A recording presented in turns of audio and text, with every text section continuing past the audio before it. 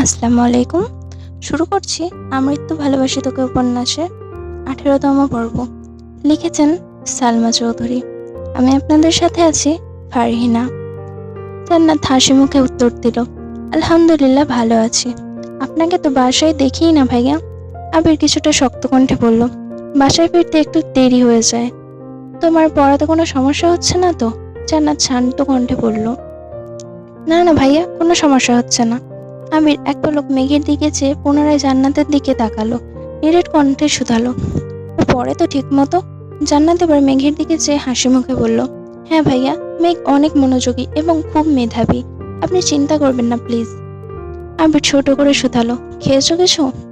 বসো, খাবার খেয়েছো? জান্নাত তৎক্ষণাৎ বললেন, নাস্তা করেছি ভাইয়া, আর কিছু খাবো না। আসি তাহলে আজ। ওদের কথোপকথন শোনার জন্য মেঘ কিছুটা হেঁটে সামনের দিকে এগিয়ে আসলো। আবির স্বাভাবিক কণ্ঠে বলল, সাবধানে যেও। জান্নাত একগাল হেসে বলল, আপনি আমাদের বাসায় বেড়াতে চাইয়েন? আবির হালকা হেসে উত্তর দিল, সময় পেলে অবশ্যই যাব। প্রথমের কথাগুলো ঠিকমতো না শুনলেও শেষের কথাগুলো মেঘ স্পষ্ট শুনতে পেয়েছে। জান্নাত মেঘকে আল্লাহ হাফেজ বলে পেরিয়ে গেছে বাসা থেকে। এদিকে মেঘের বুক কেঁপে উঠল। মেঘ যেন নিজের কানকে বিশ্বাস করতে পারছে না। আনমনে ভাবছে, জান্নাত আপু আবির ভাইকে বাসায় যেতে বলছেন। আবির ভাইও আবার হাসি মুখে বলছেন সময় পেলে যাবে। কই, আবির ভাই তো আমার সাথে এত ভালো আচরণ করেন না। উনি তো আমার সাথে আজ পর্যন্ত হাসি মুখে কথাই বলেননি। তাছাড়া জান্নাত আপুকে তো তানভীর ভাইয়া নিয়ে আসছিলেন। তাহলে আবির ভাই কিভাবে চিনেন? মেঘ আহত চোখে তাকিয়ে রইল আবির ভাইয়ের পানে। আবির দরজা বন্ধ করে সিঁড়ির দিকে যেতে নিলে সহসা পথ আটকে সামনে দাঁড়ালো অষ্টাদশী। আজ আর তার শরীর কাঁপছে না, হাত পা রিমরিম করছে না, কারণ হাজারটা প্রশ্ন তার মাথা চাড়া দিয়ে উঠেছে, যেগুলো উত্তর আবির ভাই জানেন। ড্রয়িং রুমের কোথাও কেউ নেই। জান্নাত পড়িয়ে গেলেই মূলত খাওয়া দাওয়ার পর্ব শুরু হয়, তাই এ সময় সবাই যে যার রুমে থাকেন। অষ্টাদশীর পথ আটকানো দেখে আবির বিস্মিত চোখে চাইল। মেঘের এলোমেলো চুল, চোখের কাজল কিছুটা লেপ্টে রয়েছে, শুষ্ক ওষ্ঠদ্বয় তীর তীর করে কাঁপছে। এই অবস্থায় মেঘকে দেখে ঘোর লেগে যাচ্ছে আবিরের। হাজারটাও নিষিদ্ধ চিন্তা জেগে উঠছে আবিরের মনে। টেনে হিঁচড়ে কোনো রকমে নিজেকে সামলে ঢোক গেলে কিছুটা শক্ত কণ্ঠে বলল, পথ আটকে দাঁড়িয়েছিস কেন? মেঘের সরু নাক ক্রমে ফুঁসছে। দীর্ঘশ্বাস ছেড়ে ধৈর্যহীন কণ্ঠে শুধালো, আপনি জান্নাত আপুকে চিনেন? আবির উপর নিচ মাথা নাড়ে শুধু। মেঘ দ্বিতীয়বার গম্ভীর কণ্ঠে বলল, ওনাকে আপনি কিভাবে চেনেন? আবির রাশবাড়ি কণ্ঠে বলল, পরিচিত। মেঘের ভেতর ভেতর ক্ষিপ্ত হলো। অষ্টাদশীর চেহারা পড়তে পড়তে ঘনিয়ে আসে অষ্টাদশীর চেহারার পরতে পরতে ঘনিয়ে আসে মেঘ। এক সমুদ্র অভিযোগ মাথাচাড়া দিয়ে উঠেছে। একে গায়ের রং ফর্সা, তার উপর রাগে গাল দুটো লাল হয়ে আসছে মেঘের। দেখে মনে হচ্ছে টুকা দিলেই গাল বেয়ে রক্ত পড়বে। রাগে ফুঁসতে ফুঁসতে মেঘ বলল, শুধু পরিচিত হলে কি মানুষ নির্দ্বিধায় বাসায় যেতে বলে? তুই আমার কাছে কৈফিয়ত চাচ্ছিস মেঘ? চল, শক্ত করে প্রশ্ন করলো আবির। মেঘ আজ আবিরের শক্ত কণ্ঠ শুনে আঁতকে উঠছে না, কারণ অষ্টাদশীর আজ মাত্রাতিরিক্ত রাগ হচ্ছে। অতিরিক্ত রাগলে মানুষের বোধ শক্তি হারিয়ে যায়। তাছাড়া মেয়ে মানুষের রাগ তো লিমিট ছাড়া। যখন রাগ হয় তখন দুনিয়ার কোনো কিছু দিয়েও শান্ত করানো যায় না, যতক্ষণ না নিজে থেকে শান্ত হয়। মেঘের নাকের ডগায় ঘাম জমে আছে, কপাল ঘামতে শুরু করেছে ধীরে ধীরে। নিস্তব্ধ হয়ে দাঁড়িয়ে রইল অষ্টাদশী।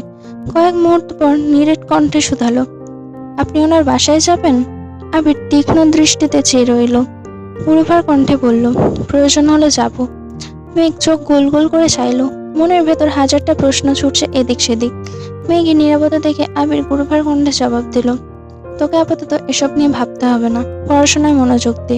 তুই এখন অনেক ছোট, সময় হলে সব জানতে পারবি। মেঘ দীর্ঘশ্বাস ফেলে রাগান্বিত কণ্ঠে বলা শুরু করলো, আপনার যা খুশি করতে পারেন, যা খুশি বলতে পারেন, তাতে কিছু হয় না। আমি কিছু বলতে গেলেই ছোট, বয়স হয়নি এরকম করেন। আবির দাঁতে দাঁত চেপে গম্ভীর কণ্ঠে বলল, মেঘ আস্তে কথা বল, বাড়ির মানুষ শুনবে। তাছাড়া জান্নাতের ব্যাপারে আমি আপাতত কোনো কথা বলতে চাচ্ছি না। মেঘ রাগে ফুঁসতে ফুঁসতে বলল, তা কেন বলবেন? আপনার যত রাগার তেজ তো শুধু আমার উপরই দেখান, কোথাকার কোন রাস্তার মেয়ের জন্য আপনার এত দরদ? আবিরের চোখ লাল হয়ে গেছে, দাঁত কটমট করছে, কণ্ঠ তিনগুণ ভারী করে ধমকে উঠল, জান্নাত কোথাকার কোনো মেয়ে নয়, ওকে সম্মান দিয়ে কথা বলবি। ফার্দার যদি তাকে রাস্তার মেয়ে বলিস তাহলে এর ফল ভালো হবে না, বলে রাখলাম। তৎক্ষণাৎ মেঘের অভিব্যক্তি বদলে গেল। সহসা মনে পড়ে গেল আবির ভাইয়ের ফোনে দেখা ওয়ালপেপারের ছবিটার কথা। তার মানে কি আবির ভাইয়ের প্রিয়? আর কিছু ভাবতে পারছে না মেঘ। চোখে সর্ষে ফুল দেখছে, হৃদয় ভেঙে খণ্ড খণ্ড হয়ে যাচ্ছে। আবির কিছু একটা বলতে যাবে, তার আগে মেঘ শক্ত কণ্ঠে বলে উঠল, আপনি কি ওনাকে ভালোবা? এটুকু বলার পরই আবির ডান হাতে মেঘের বাম গালে শক্তপোক্ত চড় বসিয়ে দিল। অকস্মাৎ মেঘের মুখ বন্ধ হয়ে গেল, কথাটা শেষও করতে পারল না। মেঘের সমগ্র পৃথিবী ঘুরছে, বিপুল চোখে চেয়ে আছে আবিরের দিকে, স্তব্ধ হয়ে ঠায় দাঁড়িয়ে রইল সেখানে। একটা বারের জন্য গালে হাতও রাখল না। অনুভূতিরা যেন বিলীন হয়ে গেছে। রক্তাভ চক্ষুদায় আবির ভাইয়ের চোখে নিবদ্ধ। আবির ভীষণ চটে গেছে। ডান হাতে নিজের চুল মুষ্টিবদ্ধ করে ধারালো রাগান্বিত কণ্ঠে বলল, যা বোঝার তা বুঝিস না, আজাইরা বিষয় নিয়ে পড়ে থাকিস। মেঘ নির্বাক চোখে তাকিয়ে আছে আবির ভাইয়ের দিকে। আবির সঙ্গে সঙ্গে পা পিছিয়ে ঘুরে গেল, দরজার পাশে দেয়ালে সবাইকে খুশি বসিয়ে দিল। তা দেখে কেঁপে উঠে অষ্টাদশী। বাম হাত দিয়ে মেইন গেট খুলে বেরিয়ে গেল বাসা থেকে। মেঘ ঠায় দাঁড়িয়ে আছে সেখানে। দীর্ঘ সময় পর চোখ বেয়ে গড়িয়ে পড়ল দুফোঁটা অশ্রু। ততক্ষণে মালিহা খান বেরিয়ে আসলেন রুম থেকে। মালিহা খান মেয়েকে দরজার মুখে দাঁড়িয়ে থাকতে দেখে প্রশ্ন করলেন, কিরে এভাবে দাঁড়িয়ে আছিস কেন, ক্ষুধা লাগছে? মেঘ কিছুটা নড়ে উঠল, বড় আম্মুর দিকে না ঘুরে শীতল কণ্ঠে বলল, না।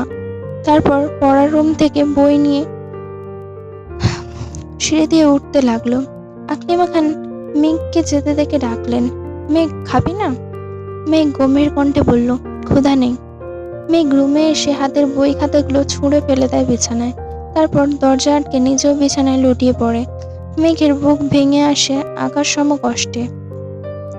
চোখ পেয়ে অনর্গল নোনা জল গড়িয়ে পড়ছে।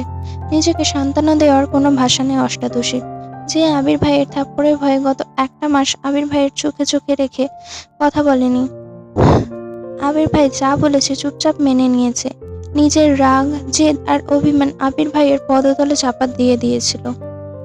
সে আবির ভাই কিনা 1 মাস হওয়ার আগে তাকে থাপ্পড় মারলো, তাও আবার কোথাকার কোন মেয়ের জন্য। এত শক্তপোক্ত স্বরে এখনো মুখের বাম পাশে ব্যথা করছে মেঘের। শোয়া থেকে উঠে আয়নার সামনে দাঁড়ালো। বাম গালে 5 আঙুলের দাগ হয়ে আছে, রক্তবর্ণ সেই পাংশ। নিজের বিধ্বস্ত দৃশ্যটা দেখে আঁতকে উঠে মেঘ। মুখমণ্ডলে নেই অষ্টাদশীর কোমল হৃদয়টাকেও চূর্ণ বিচূর্ণ করে ফেলেছে অনুভূতিহীন কাঠখোট্টা আবির ভাই। মেঘ আয়নার দিকে তাকিয়ে রইল কয়েক মুহূর্ত। আনমনে কি ভাবছে কে জানে। যে অষ্টাদশীর মনটাকে কাঁচের ভাঙা গ্লাসের মতো হাজারো টুকরোতে পরিণত করেছে। কোথায় সে দুরাহ পুরুষ?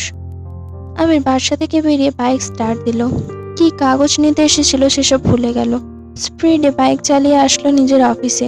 কোনো দিক না তাকিয়ে সোজা নিজের রুমে চলে গেল। কিছুক্ষণ পর রাসেল একজন স্টাফকে জিজ্ঞেস করলো, আবির স্যার কি এখনো আসেননি?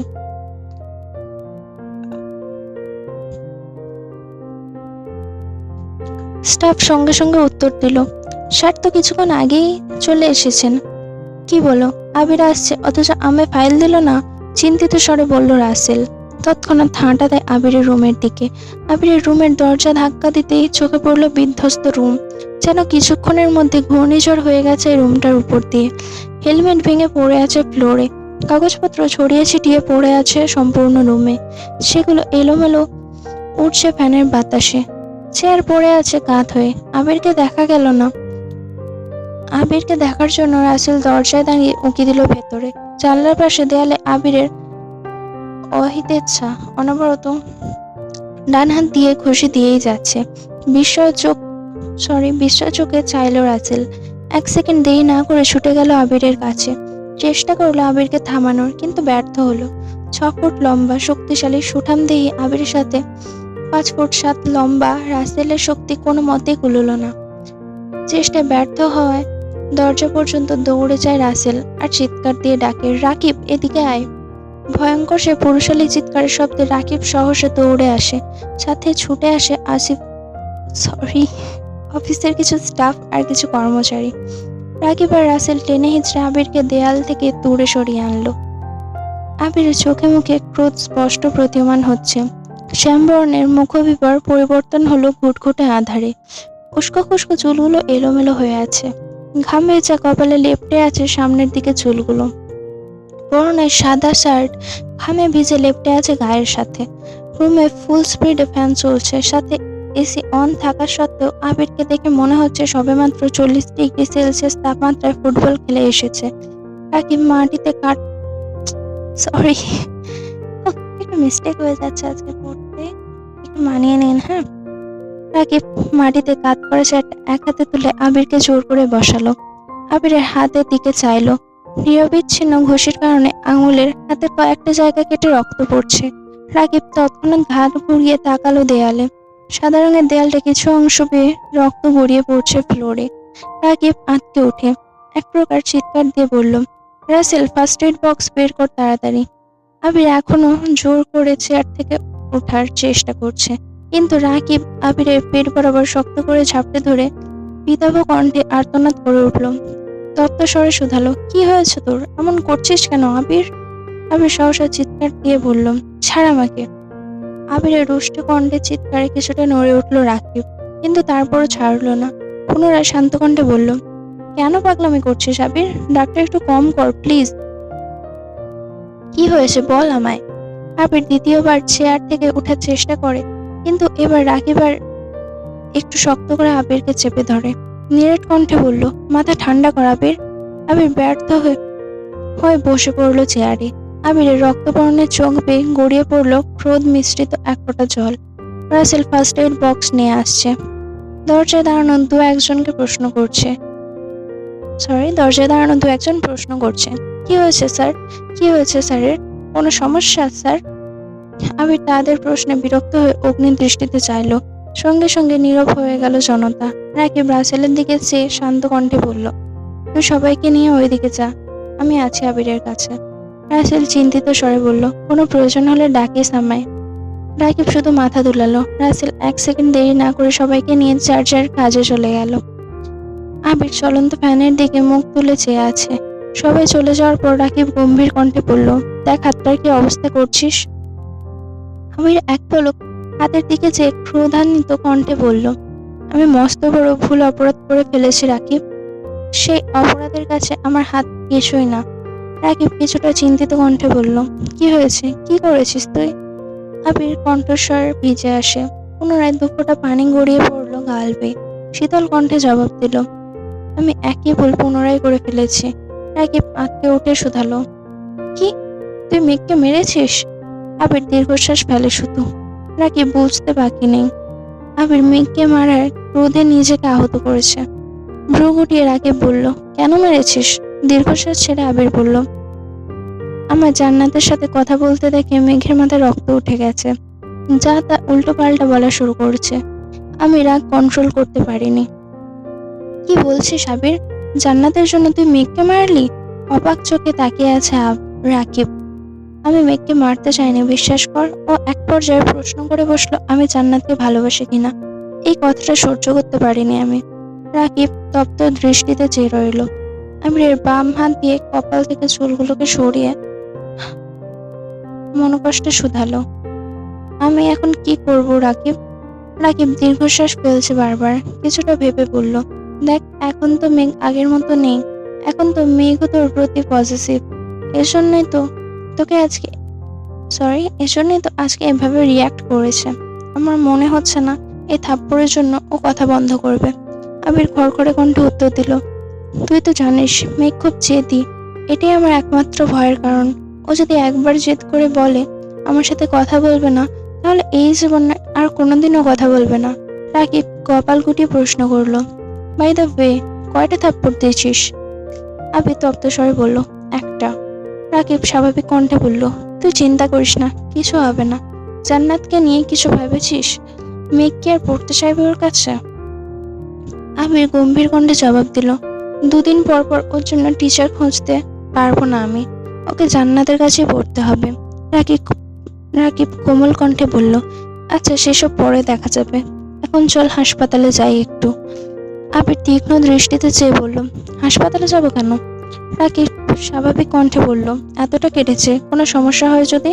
ডাক্তার দেখালে ভালো হতো না? আবির সংকটজনক স্বরে উত্তর দিল, এটা আমার শাস্তি। রাকিব খুব ভালো করে জানে আবিরকে জোর করলে কোনো লাভ হবে না, তাই আর জোর করেনি। রাকিব চিন্তিত স্বরে বলল, এখন কি বাসায় যাবে? দিয়ে আসবো তোকে? আবির এক পল তাকালো দেয়ালে লাগানো ঘড়ির দিকে। 10টা বাজতেছে। গম্ভীর কণ্ঠে জবাব দিল, কি করব বুঝতে পারছি না। মেঘের মুখোমুখি হওয়ার মতো সাহস পাচ্ছি না আমি। রাকিব জানলার দিকে চেয়ে বলল, বাইরে তো বৃষ্টি, একটু ওয়েট কর তাহলে, বৃষ্টি কমলে আমি দিয়ে আসবো না। আবির পকেট থেকে ফোন বের করে তানভীরকে কল করলো। প্রথমবারই রিসিভ করলো কল। তানভীর কল রিসিভ করে সালাম দিল। আবির সালামের উত্তর দিয়ে গম্ভীর কণ্ঠে প্রশ্ন করলো, কোথায় তুই? তানভীর স্বাভাবিক কণ্ঠে উত্তর দিল, আমি তো পার্টি অফিসে। কেন ভাইয়া? আবির নীরব কণ্ঠে জবাব দিল, এমনি। তানভীর চিন্তিত স্বরে বলল, কোনো সমস্যা ভাইয়া? তোমার কণ্ঠ এমন শোনাচ্ছে কেন? আবির গলা খাঁকারি দিয়ে কিছুটা স্বাভাবিক কণ্ঠে বলল, কোনো সমস্যা নেই, তুই কাজ কর, রাখছি। কল কেটে মোবাইল পকেটে রেখে বাম হাত কপালের উপর রেখে চেয়ারে হেলান দিল। রাকিব আর কিছু বলল না, চুপচাপ রুম থেকে বেরিয়ে গেল। এদিকে মেঘ কিছুক্ষণ আয়নার সামনে নিঃশব্দে দাঁড়িয়ে থাকে। বাইরে বিদ্যুৎ চমকাচ্ছে, সাথে গুড়ে গুড়ে বৃষ্টি পড়ছে। বারবার দরজা দিয়ে আসা শীতল হাওয়ায় কেঁপে উঠল অষ্টাদশী। আয়নার থেকে দৃষ্টি সরিয়ে ব্যালকনির দিকে তাকালো। ধীর গতিতে হেঁটে গেল ব্যালকনিতে। গ্রিল ধরে দাঁড়িয়ে তাকিয়ে আছে দূরে ল্যাম্পপোস্টের আলোর দিকে। ক্ষণে ক্ষণে বৃষ্টির মাত্রা বাড়ছে। বাতাসের সাথে বৃষ্টির ছিটে ফোঁটা পড়ছে মেঘের চোখে মুখে। আজ আর হাত বাড়িয়ে বৃষ্টি ছুটছে না অষ্টাদশী। বেশ কিছুক্ষণ দাঁড়িয়ে রইল ব্যালকনিতে। হঠাৎ ভেতরটা ছটফটিয়ে উঠল। নিজের ভেতরে থাকা এক আকাশসম অভিযোগ কাউকে বলতে ইচ্ছা করছে মেঘের। বৃষ্টির পানি আপন গতিতে পৃথিবীর বুকে লুটিয়ে পড়ছে। তা দেখে মেঘেরও ইচ্ছে করছে মনের মধ্যে পুষে রাখা চাপা কথাগুলো খোলা আকাশের নিচে দাঁড়িয়ে সৃষ্টিকর্তাকে জানাতে। কষ্ট শেয়ার করলে নাকি মন হালকা হয়। যেই অষ্টাদশী গত 17 বছরে রাতের বেলা একা ছাদে যায়নি, সেই অষ্টাদশী আজ রাত 9টার পর একা ছাদে চলে গেছে। ছাদে পা দিতেই ভারী বর্ষণে কয়েক সেকেন্ডে ভিজে যায় অষ্টাদশীর সর্বাঙ্গ। হাত খোপা করা চুলগুলো খুলে যায় সহসা। বৃষ্টির পানি তোপে ধীরে ধীরে কোমর সারিয়ে নিচে নামতে থাকে চুলগুলো। মেঘ আশেপাশে তাকাচ্ছে। দূর দূরান্তের উঁচু উঁচু বিল্ডিং এর ছাদ থেকে হালকা আলো ভেসে আসছে মেঘেদের ছাদে। লাইটের আলোর প্রভাবে কাঁচ ভর্তি ছাদের এদিক সেদিক গাছের ছায়া পড়ে আছে। কিছু কিছু জায়গা দেখলে মনে হচ্ছে ভূতেরা সব বসে মিটিং করছে। মেঘের দৃষ্টি সেদিকে পড়তে কিছুটা কেঁপে ওঠে, তবে ঘন ঘন বিদ্যুৎ চমকানোতে বুঝতে পারে এগুলো গাছের ছায়া। বিদ্যুৎ চমকানোর সঙ্গে সঙ্গে মেঘ সম্পূর্ণ ছাদে হাঁটছে। হাঁটতে হাঁটতে ছাদের এক পাশে রাখা বেতের সোফাগুলোর একটাতে বসে পড়লো। হেলান দিয়ে বসতে চুলের কম অর্ধেকটা অংশ ছাদের ফ্লোরে পড়ে আছে। মেঘ আকাশের পানে তাকিয়ে বলা শুরু করলো, আল্লাহ, আমার জীবনে তো হিটলার স্বভাবের ব্যক্তির কোনো অস্তিত্ব ছিল না, তাহলে কেন তুমি ওনাকে আমার সামনে নিয়ে আসলে? এই অনুভূতিহীন মানুষটা কেন আমার জীবনের সাথে জড়িয়েছে? উনি যদি অন্য কাউকে ভালোবাসেন, তাহলে আমায় কেন ওনার প্রতি দুর্বল বানিয়েছ? আমি এখন কি করব?